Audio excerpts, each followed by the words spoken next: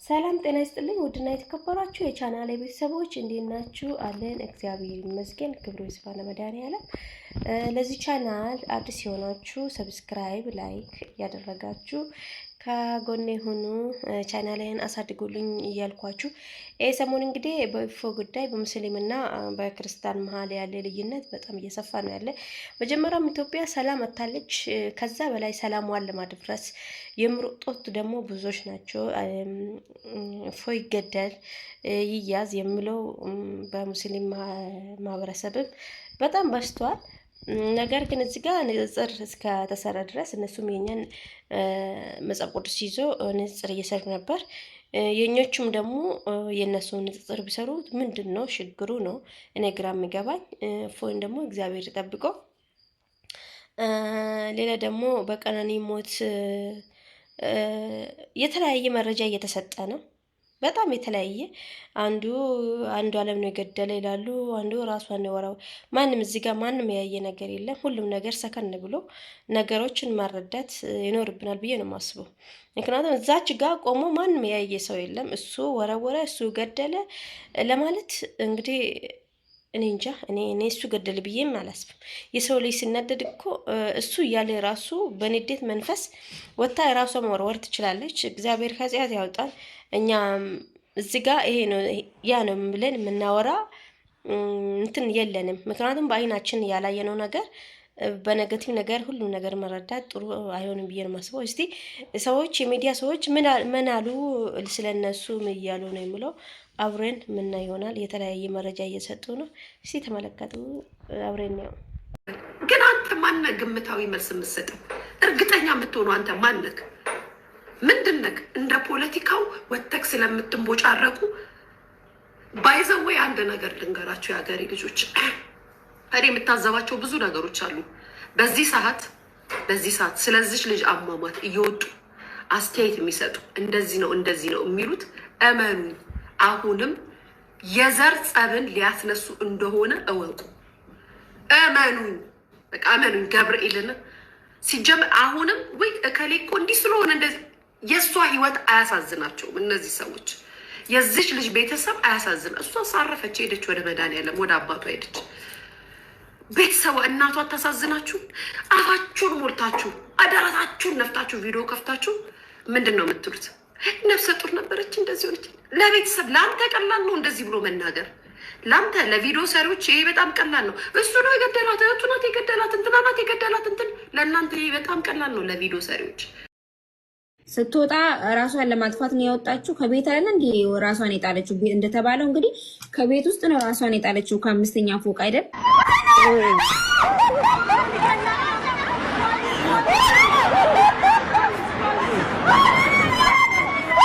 እውነት አይወጣም። አይኖ ኢትዮጵያ ውስጥ ገዳይ ማን እንደሆነ አይነገርም። ግን አንተ ከብት ቺን የመሰለች ልጅ ለቤተሰቧ ትልቅ ተስፋ የነበራት ልጅ እውቀት ያላት ልጅ አንተ በየቦታ ጠጥቶ የትም በመውደቅ የምትታወቅ ነው አሉ። እያንዳንዱን ነገር ሰምቻለሁ።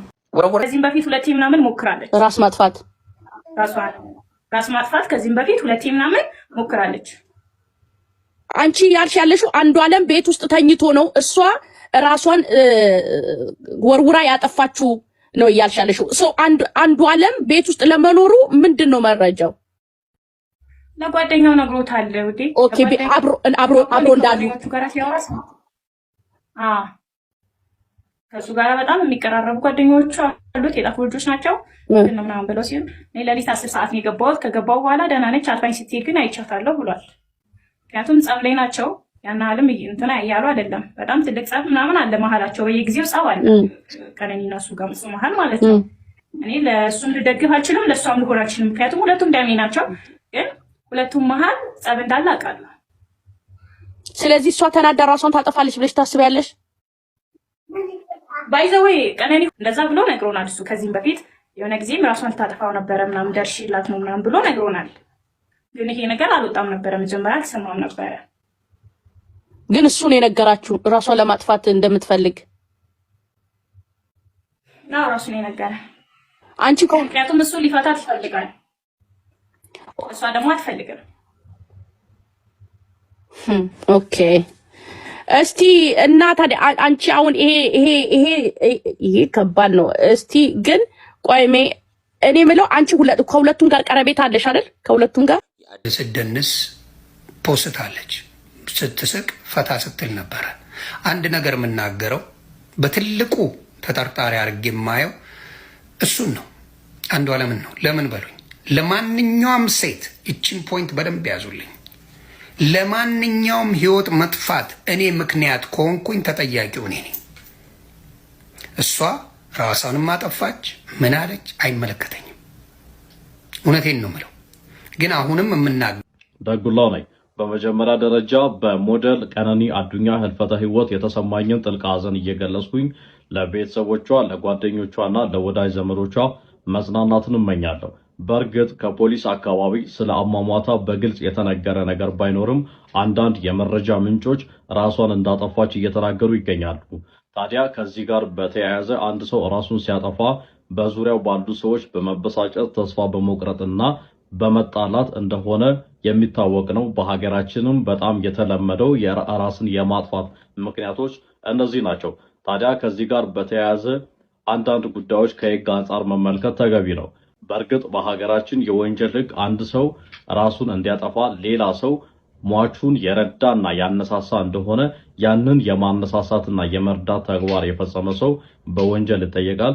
ከዚህ ውጪ ባለው በህይወት መስተጋብር ውስጥ አንድ ሰው ከሰው ጋር ተጣልቶ ወይም ተበሳጭቶ ወይም ደግሞ በሌላ ሰው ተስፋ ቆርጦ ራሱን ቢያጠፋ ሌላኛው ወገን የህግ ተጠያቂነት ላይኖርበት ይችላል። አመሰግናለሁ። ነፍሷን ይማርልን። ሞታ ምንድን ነው የሚደረገው? እሱን የገደለው ሌላ ሰው የለም ይባላል። ስለዚህ ገስዋል በመስኮት ተወረውራታለህ። አባት ምን ታጣለህ? በመስኮት ፉር አድርገህ ራሷን አጠፋች ትላለህ። ታዋቂዳ ማንም የሚናገር የለም። እስከ ዛሬ ታዲያ ለምን አላረገችው? ሀሳቡ ካላት እቅዱ ካላት ምኑ ካላት የሆነ ነገር ጽፋ አጥፍተዋለች። ይሄ ለአንዱ ዓለም ነው ብላ ጽፋ አጥፍተዋለች። ከደቂቃዎች በኋላ እየዛተባት ስለነበር ጽፋ አጥፍተዋለች። ጽፋ አጥፍተዋለች የሆነ ነገር። እሱ ነገር እየተጣራ ነው። ወዲያውን ያጠፋቸው ስክሪንሻት ያደረጉ ሰዎች አሉ። ለአንዱ ዓለም ብላ በስነስርዓት ጽፋ ያጠፋቸው ነገር አለ። ቀነኒ እጅግ ነው የሚያሳዝነው። እንግዲህ አሜሪካን ሀገር የሆነው ሚኒሶታ አይታችኋል። በቅናት የተነሳ ሚስቱን ቤቱ ይህ በእንዲህ እንዳለም ከቅርብ ጊዜ ወዲህ አርቲስት አንዷለም ጎሳ ሚስቱ ከመሞቷ በፊት በጭፈራ ቤቶች ሳይቀር የደበደባት ነበር የሚሉ መረጃዎችን በማህበራዊ ሚዲያ ሲሰራጩ ቆይተዋል። ይሁን እንጂ እስካሁን ድረስም እነዚህ መረጃዎች በገለልተኛ አካል አልተረጋገጡም። የአዲስ አበባ ፖሊስ ኮሚሽን በዚህ ጉዳይ ላይ መረጃ ይፋ አድርጓል ተብሏል። ይሁን እንጂ ይፋ ያደረገው መረጃ ምን እንደሆነና ይዘቱ ምን እንደሚመስል እስካሁን በግልጽ የታወቀ ነገር የለም። አርቲስት አንዷለም ጎሳ በምን ሁኔታ ላይ እንደሚገኝ እና ይህ ክስ እውነት ይሁን አይሆን ለማወቅም ተጨማሪ መረጃዎችን ለማግኘት እየሞከርን ነው የምንገኘው። የአዲስ አበባ ፖሊስ ኮሚሽን ዛሬ ባወጣው አዲስ መግለጫ የአርቲስት አንዷለም ጎሳ ሚስትን በግድያ መሞቷን አረጋግጧል። ይህ ዜና በህዝብ ዘንድ ከፍተኛ ድንጋጤን የፈጠረ ሲሆን ፖሊስም በአፋጣኝ ምርመራውን ጀምሯል። የአዲስ አበባ ፖሊስ ኮሚሽን በሰጠው መግለጫ ግድያውን መፈጸሙን የሚያረጋግጡ በቂ ማስረጃዎችም እንደተገኙ ገልጿል። ፖሊስ በአሁኑ ሰዓትም ግድያውን የፈጸመውን አካል ለመያዝም ከፍተኛ ጥረት እያደረገ እንደሆነም ተጨማሪ መረጃዎችንም ከህዝብም እንዲሁም ከቅርብ አካላትም መረጃዎችን እያሰባሰበ እንደሚገኝ ነው። እንግዲህ በአሁኑ ሰዓት ፖሊስ አዲስ መግለጫ ያወጣው ታረገሽ እንትን ብሎ አንቺን በውስጥ አባንደንድ ያደርግሻል። ኢየሱስ ክርስቶስን ታፍሩበታላችሁ፣ ትሸማቀቁበታላችሁ። የማያሳፍረን ይልቁኑ የሚያኮራን ስም አለን።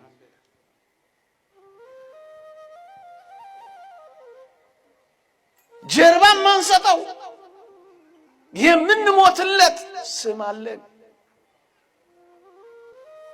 ስም አለን።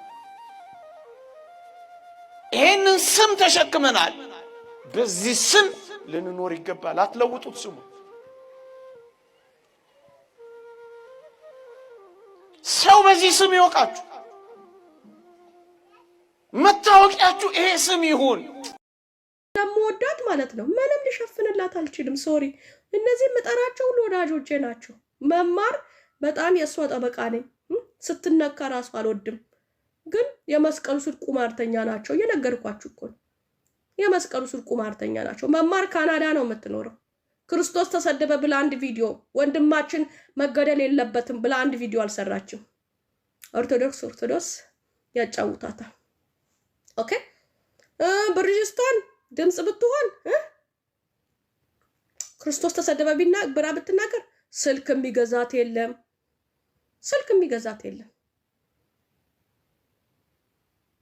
ህዊ ዲዛይንማ ፎሎ አርጓት። ህዊ ዲዛይንን ፎሎ አርጓት። በፊት እንደውም በጣም ስለምትጮ ልጅ ምን ያስጨዋታል እል ነበር። ህዊ ዲዛይንን ፎሎ አርጓት። ቁርጥ የተዋህዶ ልጅ ሞትን የማትፈራ ገዝ አሁን እሷ ዱባይ ላይ የራሷ ቢዝነስ አላት። ጥበብ ትሸጣለች። ኦኬ ጥበብ ትሸጣለች። ከክርስቶስ ግን ቢዝነስ አይበልጥም። ሂዊን ፎሎ አርጓት። ሆዳሞች ነጠላ ለብሳችሁ እኔ ባይዘዌ ማለት ነው ነጠላ የሚለብሱስ እኔ እላችሁ ይሄው አሁን መማር ጥሩነቱ በውስጥ ጽፍልኛለች። አሁን እኔ መማር ፊት ለፊት ነው የነገርኩሽ። ምንም እኔ ወድሻለሁ፣ አከብርሻለሁ። ብዙ ተከታያለሽ።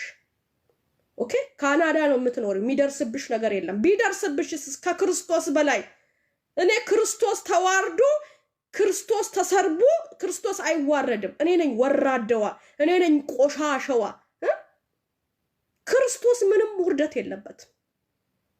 ክብር ምስጋና ለስም አጠራሪው ይሁንና የኔ ጌታ ሞትን ድል የነሳ የኔ ኢየሱስ የድንግል ማርያም ልጅ ምንም አልተዋረደም። ክርስቶስ ግን ክርስቶስ ሲሰደብ እኔ ክብር የለኝም፣ ዝም አልልም። ለምን አንገቴ አይደለም ለምን ሁሉ ነገር አይቆራረጥም። ካናዳ ላይ ያለሽው ምን ይደርስብሻል? መማር አንድ ቪዲዮ አልሰራሽ። አንድ ቪዲዮ ለምን ፎሎሽ ይቀንሳል? ከክርስቶስ ፎሎ ያስበለጥሽ ነሽ። ኦኬ ያ ከክርስቶስ ፎሎ ከእሸቱ አለ። ያው እሸቱን አንፎሎ አርጉ እያልኳችሁ ነው አይደለ? አንድ ናት ለኔ። ከእሸቱ አለያትም። የመስቀሉ ስር ቁማርተኞች ናቸው ለኔ። መስቀል አንገታቸው ላይ ያደረጉ እንጂ ማለት ነው። ሚኪ ባያቸው በቃ እነዚህ ሚኪ ማለት እኮ ነው። ሚኪ አሁን አሳምቡሳ እየበላ ነው እንትናቸውን ለብሶ ምናምን። ደግሞ በጣም ያሳቀኝ ምንድነው ያለው? ሻራ አረብኛ ነው ያልችልም ያለውን ነገር ቪዲዮ ሰርቻለሁ። የአባቴ አምላክ ፍንድድ ያርግክ ብዬ። አታሽቃብጡ። ኦኬ አታሽቃብጡ። ከእምነታችን በላይ ምንም የለም። ኦኬ በጸጋው ነው እየኖርን ያለ ነው። ብርጅስቶን ያለችውን አልሰማዋትም። ሂዊን ፎሎ አርጓት። የተዋህዶ ልጆች፣ የኦርቶዶክስ ልጆች ሂዊን ፎሎ አርጓት። አረብ ሀገር ነው ያለችው፣ ዱባይ ነው ያለችው። አልፈራችም። የኦሮሞ ኦርቶዶክስ የለም ጅራ አለች። አለን ጅራ አለች። አትፈራም። አያ እሷ ናት ነው የተዋህዶ ልጅ። ይኸው ደህና ሆኜማ አፌ ተከፈተ እኮ። ክብር ምስጋና ለድንግል ማርያም ልጅ ለኢየሱስ ይሁን። ሰላም ሆንኩኝ እኮ። እንኳን ደስ ያላችሁ። በሚስጥር የተደበቀው በሚሊዮን የወጣበት ብዙ ማጭበርበር የተካሄደበት ገመናቸውን አከሸፍ ነው። ሰውየውን ነፃ ወጣ ነው። ሪካርዱን አዳምጡት፣ እንመለሳለን። እንደመጣው ሻዳ አደዱ የሚይዘው ሻዳ ይዞ እንደመጣ ኦኬ በቃ እንትን አዘጋጅ፣ ቤት ምናምን አዘጋጅ። እሱ እኛ ጋር ነው፣ አብረን ነው፣ ችግር የለም። ይመቼ አብረን ነው የምንኖረው። እንግዲህ በቃ ምን መስፈርት አለሽ? ሌላ የሚሟላ የሚመጣ በቃ አሁን እንትን ላክልኝና ራሴን ይዤ መምጣት ነው። ራስህን ያው ራስና ልብስህን። ሌላስ ምን ይዤ ልምጣ? ቀሚሱን የምትሰሩበትና መስቀሉን። እሺ ቀሚሱን መስቀሉ። ቀሚስና መስቀሉ ምን ያደርጋል? ያ እየሰበኩበት የነበረውን እንትን አጋጣሚ ምን ያደርጋል እሱ? መምህር ናቸው ነገር ናቸው። እሱ እንትን ይሆናል መሰቦች። ልብሱ ማስረጃ ይሆናል። አንተ እኮ በእርነት እኮ ነው እንደዳና ሰው በገባማ ከባድ አካውንቱን ልክልሃለሁ ላክልኝ እመጣለሁ። እሺ ሌላ ምን ሊያዝ ሌላ ምንም አያስፈልግም። ማስረጃ ምናምን ካሉ የትምህርት ማስረጃ ምናምን አይሉ እሱ የዲቁንዳል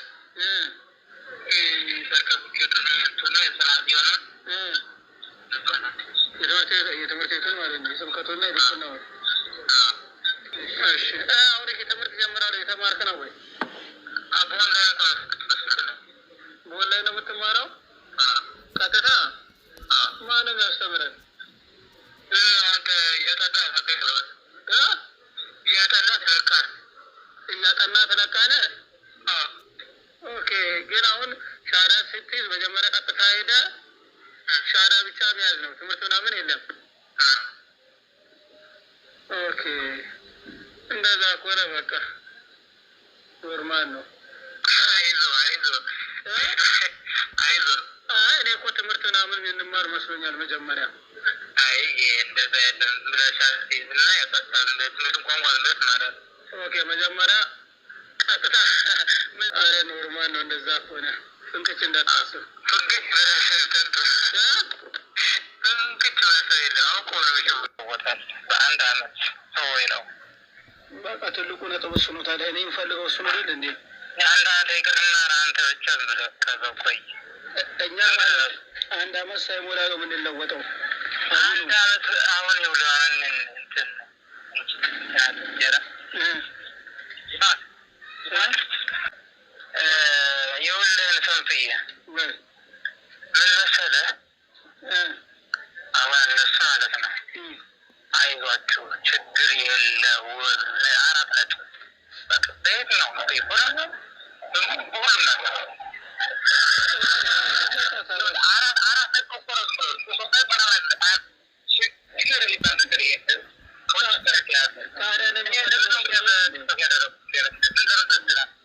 ታዲያ ምንም ችግር የለውም ካሉ ምን እንፈልጋለን እና ይወስ ነው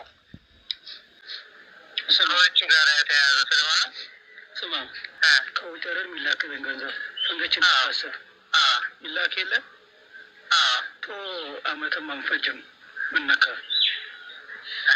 አመትም አንፈጅም። ይህን ፈሪሳዊ ወደዛ ገልብጠው እሱ ፈሪሳዊ ሁሌም እንደምላችሁ እስልምና ያለ ሐሰት መቆም የማይችል ሃይማኖት ነው። እስልምናን ማንኛውም ጤናማ አይምሮ ያለው ሰው ተክርስትና ተምሮ ሊቀበል እንደማይችል በብዙ ጊዜ ደጋግሜ ተናግሬዋለሁ። ይህም የሰማችሁት ታሪክ ግልጽ በሚያደርግ ሁኔታ ልክ እንደ ነብያቸው በገንዘብ ለመግዛት ባለሀብቶችና እዚህ ቲክቶክ ላይ የሚያሉ ኡስታዞች ያጡትን ክብራቸውን ሰዎች ንቋቸው ማዳመጥ ስላቆመ ተረት ተረታቸውን ያንን ከበር ለማድረግ ሚሊየንስ በጅተው እና ገዝተው ነበረ። ካሊዳውን ከእስልምና ወጥቷል፣ ወደ ገዳም ተመልሶ ሱባኤ ይዟል እና በጣም ደስ ይላል። እስልምናን ማንኛውም ሰው ክርስቲያን ሆኖ ተምሮ አገናዝቦ ሊቀበል እንደማይችል ምንናገረው ለዚህ ነው። መቼም ማስተምረው በትክክል እስልምናን ሊያስቀብሉ አይችሉም። በማጭበርበር በማታለል በገንዘብ በመደለል እንግዲህ ካሊድ ቃል የተገባለት ምን ነበረ? ፎቅ ሊገነቡለት፣ መርካቶ ቤት ሊሰሩለት፣ ወደ ውጭ ሊልኩት፣ ከዛስ እንዲሁም ደግሞ መኪና ሊገዙለት፣ በእንደዚህ አይነት በመደለል ወደ እስልምና አምጥተው ሳምንት ሳይቆይ ከእጃቸው ወጥቷል ማለት ነው። ኤኒዌይስ እና ታሪኩ እንደቀጠለ ነው። ዛሬ ማታ ከምሽቱ 3:20 ጀምሮ እንገናኝ ላይቭ ላይ።